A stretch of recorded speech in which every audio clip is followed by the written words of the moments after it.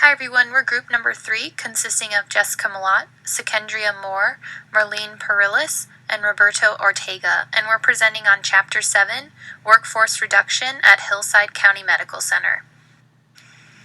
Hillside County Medical Center is a 475-bed public teaching hospital located in an urban setting in the Midwest. It serves a city of approximately 250,000 people in a county whose total population is 500,000. Its primary local competition consists of 2 regional hospital systems, both not-for-profit. Because of its urban location and its historical status as the county hospital, Hillside provides a significant portion, approximately 70%, of the uncompensated care for the community. Currently, its business difficulties include decreasing reimbursement, uncompensated care, increasing competition, rising personnel cost, and depressed economy. The ethics issues in the case of Hillside County Medical Center begin with the organizational implications that loom over them as they go through financial hardship resulting from issues such as low competition, shortage of staff, a poor economy, and decreasing reimbursement rates. Being that Hillside is a public hospital, there is a heightened focus on commitment to the hospital's mission by management and the board of directors. The number of programs and services provided by Hillside have increased patient access to care and a better ability to meet the community's needs, which is significant given how much uncompensated care is provided in its urban setting. Adherence to the mission, values, and ethical standards of the organization can guide them to the right path, but that will require effort from the CEO and other management staff to properly address the organization's financial viability. Those efforts must take into consideration the effect recovering solutions may have on the organization's clinical quality, which cannot be compromised as management looks to live up to their mission and dispel the public's belief that the quality of care has not improved. The issues at hand involve ethics from both business and bioethical viewpoints. In a study conducted by Els and McDonald in 2002, they looked at the difference between business ethics and bioethics and how they relate to organizational ethics. From a business point of view, they believe that there should be a focus on the roles and values of the organization, the financial needs to keep the organization afloat, and an emphasis on corporate and collective responsibility. Bioethics tends to focus on matters between the physician and the patient, but should ideally also look at all health-related matters. Bioethics helps emphasize the importance of the patient served by a healthcare organization and how corporate responsibility affects clinical responsibility to meet the needs of a community.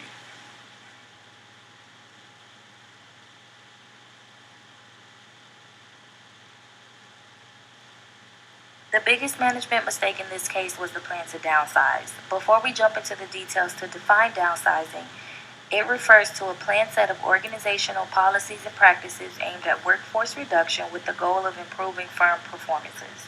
While downsizing may sound like the correct thing to do, it could also start to affect the quality of care the staff will provide, especially if they feel they are overworked because there are no longer enough employees.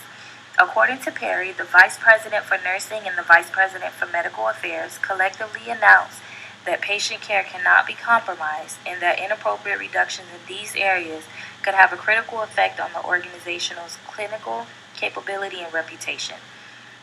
This statement in itself basically states by upper management making the decision to reduce financial deficiencies by downsizing, it could have a lasting effect on the nursing staff and most importantly, the organization itself. After reading through an article titled The Need for Politically Sophisticated Managers by Harry R. Hall, the statement that stuck out the most read, "To be effective, the next step is to become informed." The reason I felt this was important is because what played a huge role in the hospital's financial problems would have a lot to do with the competition that is around them. What the CEO and nursing managers should be concerned with is speaking with the nursing staff as well as the patients and their families to find ways to make them stand out. Please take a look at the following video, which to me details out what monthly and or quarterly meetings should reflect.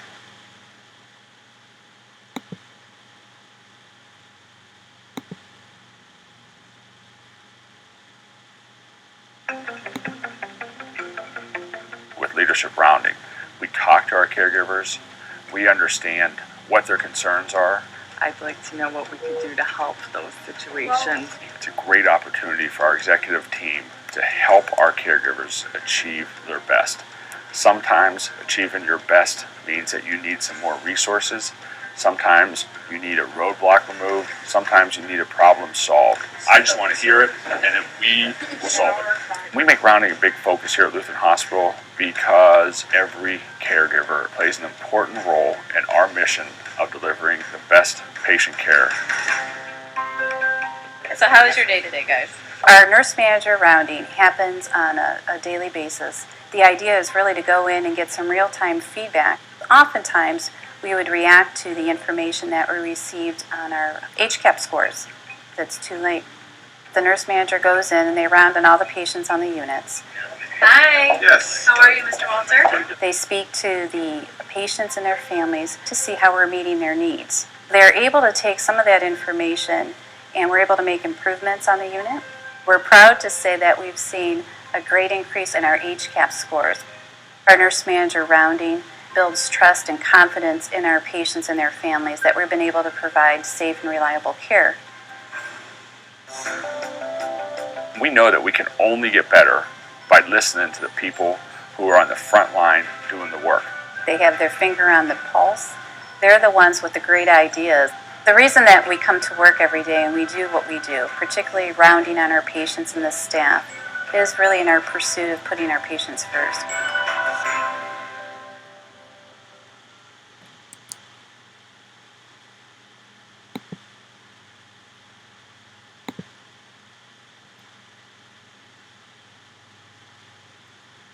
According to St. Joseph's University, the major stakeholders in the healthcare system are patients, physicians, employers, insurance companies, pharmaceutical firms, and the government.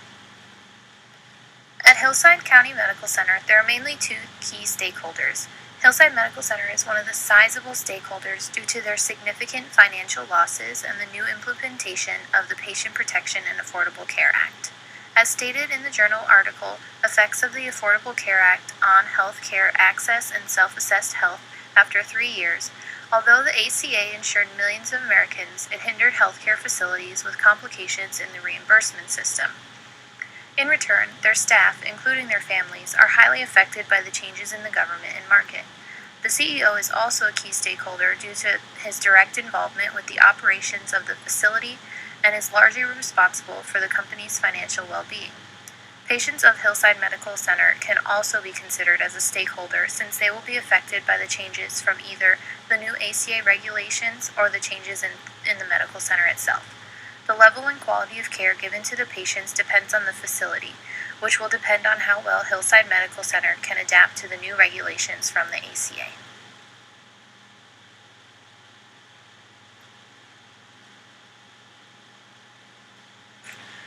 There are many ways to remedy these mistakes. The organizational leaders in this case have already taken the first step by coming together to discuss and brainstorming on what to do. As we've seen in this case study, it's clear that Hillside County Medical Center leaders want to do the right thing. But it isn't always clear how to proceed when we are dealing with issues of this magnitude.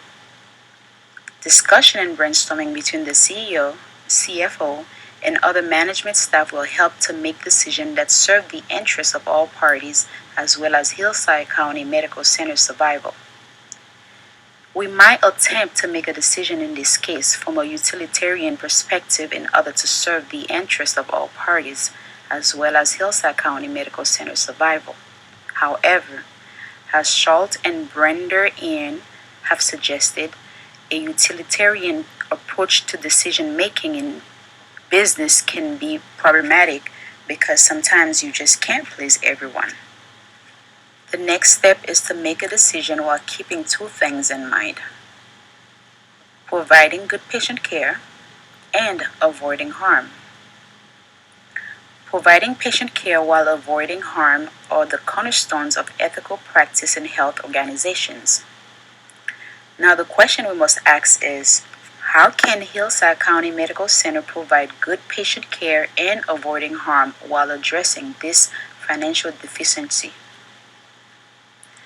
While I believe that organizational leaders should consider serving the interests of all parties involved when making decisions for their business, I also believe that a leader's main focus in making decisions for his or her organization should be the organization's survival. With that said, whatever decision it comes down to, whether it be workforce reduction or some other resolution, the focus should be Hillside County Medical Center survival.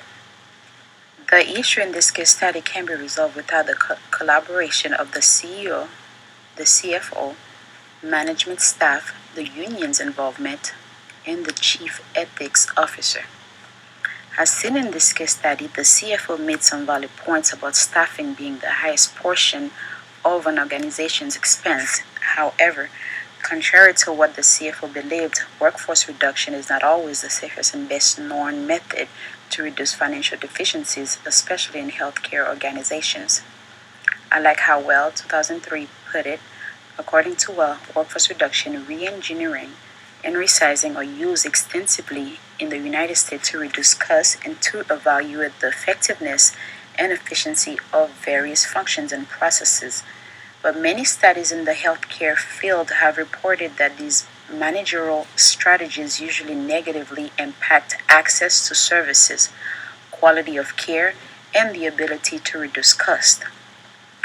In the case study, while the CAO, the CFO, and management staff were all part of the discussion on how to address the financial deficiency that Hillside County Medical Center is facing, the union and the chief ethics officer were not part of the discussion. The last step that can be taken within this organization to remedy this issue is to involve the union and the chief ethics officer in the discussion on how to address the financial deficiency that Hillside County Medical Center is facing. According to Snellman, most organizations have a chief ethics officer within the organization to ensure that ethical procedures are installed and two, consistently adhered to throughout the organization. While the organizational leaders in this case have already taken the first step by coming together to discuss and brainstorming on what to do, sometimes it's not just a discussion, but rather it's who involved in the discussion. There is a need for collaboration of not just the CEO, the CFO, and management staff, but the union and the chief ethics officer must be involved also in order to effectively address this ongoing issue while ensuring that Hillside County Medical Center remains sustainable and continue to flourish into the future. Thank you. We hope that you enjoyed learning about workforce reduction and our presentation. Thank you.